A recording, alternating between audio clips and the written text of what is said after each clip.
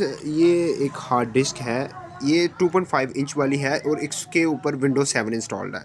तो ये इस लैपटॉप में लगी हुई थी, मैंने इसको पुल अप किया है, इससे निकाला है ताकि इसमें वो बूट नहीं हो रही थी। और मैं इस पर नई विंडोज़ भी इंस्टॉल करने की कोशिश कर रहा था इस हार्ड डिस्क पे। वो विंडोज 7 64 बिट में इंस्टॉल करने की कोशिश कर रहा था, लेकिन वो बूट नहीं हो रही थी प्रॉपर्ली। देन आई थॉट कि शायद कोई बूटिंग का इशू है, तो इसको यहाँ से निकाल के मैं इसके साथ लगा के इसको फॉर्मेट करता हूँ, फिर दोबारा इंस्टॉल करूँगा तो फिर शायद हो जाए। या इसको एक्सटर्नली लगा के इसके अंदर भी विंडोज़ भी मैं इंस्टॉल कर सकता हूँ, फिर वो बूट हो सकती है। यानी इसको मैं बूटेबल बना सकता हूँ। यानी बूटेबल जब बना लूँगा तो बूटेबल किस वजह से बनाई जाती है कि वो हार्ड डिस्क है, ये हार्ड डिस्क है, ये इसके अंदर लगी होती है, यूएसबी होती है, यूएसबी के अंदर हम विंडोज़ करते हैं, उसको बूटेबल बनाते हैं कि वो लैपटॉप को बूटेबल बना सकती है। जब लैपटॉप को बूटेबल बना सकती है मतलब वो अपनी यूएसबी से सारा डेटा इसके अंदर कॉपी करती है, यानी इस हार्ड डिस्क के अंदर।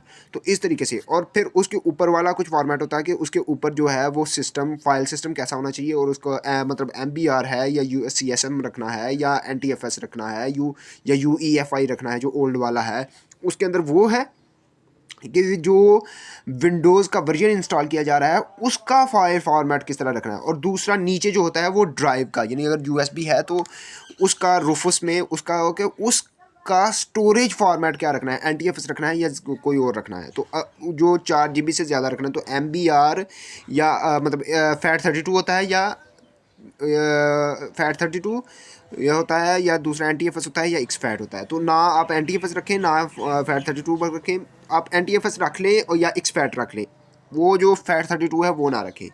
और दूसरा इसके अंदर भी इसको भी बूटेबल बना के तो देखते हैं कि क्या ये रन होता है या नहीं होता, या इसको फॉर्मेट करके इसके अंदर लगाते हैं तो इसके साथ USB अटैच करके दोबारा करेंगे तो क्या ये होता है या नहीं होता।